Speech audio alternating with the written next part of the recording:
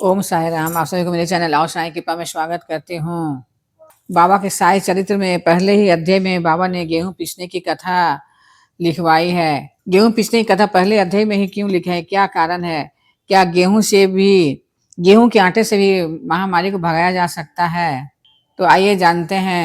पर कहते हैं कि गेहूं के आटे और महामारी का क्या संबंध है।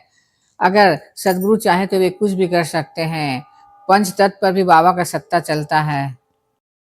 सीधी गांव में जब 1910 में महामारी हैजा आई तो बाबा ने एक चक्की उठाई और उसमें गेहूं डालकर पीसना शुरू कर दिया। तब कुछ महिलाएं आगे बढ़ी और बाबा के हाथों से उस चक्की का खूंटा ले लिया और वे खुद पीसने लगे। तो बाबा ने चुपचाप सिर्फ देखते रहे और उन्हें पीसने दिया। और वे इस यह सोच कर पीस रही थी कि बाबा के तो ना घर द्वार है ना बाल बच्चे हैं, शायद ये गेहूं के आटे हम सब में बांट दी जाएगी। ये सकाम भक्ति से वे एक पीस रही थी। सकाम भक्ति मतलब कि वे इस कार्य इसलिए कर रहे थे कि इसको पीसने के बाद इस आटा को हम सभी में बांट, यह सोचकर ही वे गेहूं पीस रही थी। पूरी गेहूं पीसने के बाद वे महिलाएं अपना अपना भाग लेकर वहां से जाने लगी।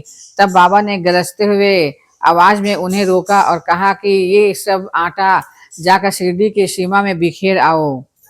और सभी शिरडीवासी सुरक्षित हो गए और किसी भी इंसान का किसी भी तरह क्षति नहीं पहुंची और ना कोई नुकसान हुआ।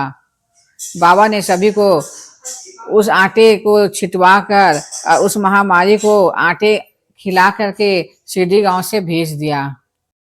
क्या बाबा गेहूं पीस रहे थे या कुछ और? तो आइए जानते हैं बाबा गेहूं के साथ क्या पीस रहे थे। बाबा ने गेहूं के दानों के साथ डाले थे मनुष्य के 7 दोष: काम, क्रोध, लोभ, लालच, लालसा, दुर्भाग्य, शारीरिक ताप और मानसिक ताप। ये सब मनुष्य के दोष डालकर उस गेहूं के साथ पीस दिया। हमें यह भी सीख देना चाहते थे कि जैसे वे महिलाएं अपने सकाम कर्म से वो काम कर रही थी कि उसने सोचा कि इस आटे को पीसने के बाद इस आटे को हम सब में बांट दी जाएगी, इसलिए सकाम भक्ति से वे काम कर रही थी। लेकिन बाबा ने यही सीख देती है कि सकाम भक्ति से कोई भी कर्म नहीं करना चाहिए। कर्म करो निष्काम भक्ति से, जैसे कि कर्म करने के बाद फल की आशा नहीं रखनी चाहिए। और इसलिए बाबा हम सभी को यही सीख देते हैं कि सभी भक्त या सभी इंसान को निष्काम भक्ति से कर्म करना चाहिए।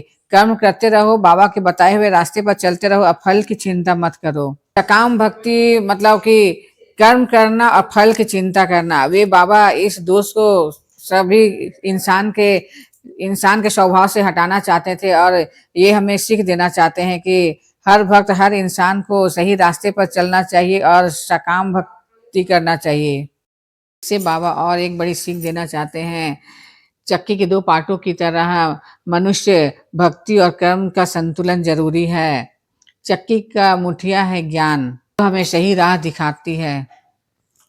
अगर हम इस मुट्ठी को मजबूती से पकड़ लेंगे तो जीवन के भव सागर से पार हो सकते हैं। हम बाबा के बताए हुए रास्ते पर चलेंगे और निष्काम भक्ति करेंगे तो बहुत ही जल्द आध्यात्मिक उन्नति पा सकेंगे।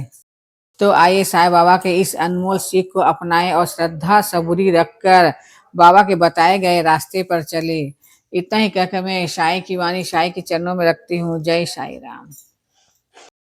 ये मेरी पोती है, आप सभी से कुछ कहना चाहती है। मेरी दादी वीडियो बनाती है, आप सभी लोग देखिए और लाइक और सब्सक्राइब कीजिए। जय साईं राम।